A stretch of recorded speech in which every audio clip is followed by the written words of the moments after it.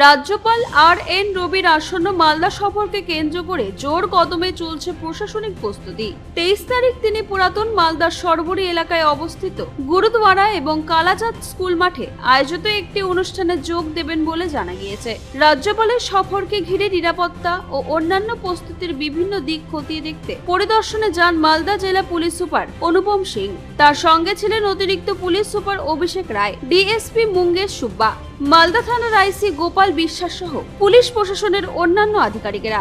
অনুষ্ঠান স্থল ও আশপাশের এলাকায় নিরাপত্তা ব্যবস্থা, যান চলাচল নিয়ন্ত্রণ এবং জনসাধারণের সুবিধার বিষয়গুলি পর্যালোচনা করেন আধিকারিকেরা।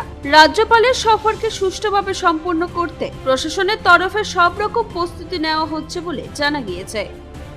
जैसा कि आपको पता है कि 23 तारीख को ऑनरेबल गवर्नर वेस्ट बंगाल का मालदा में विजिट है।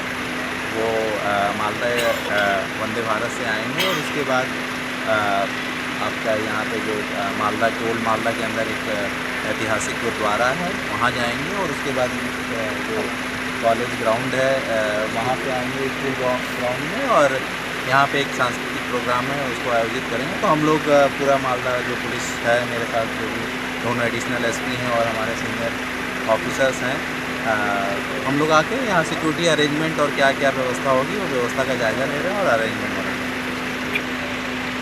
মালদা থেকে পৈতর সরকারের রিপোর্ট, কুলিক নিউজ।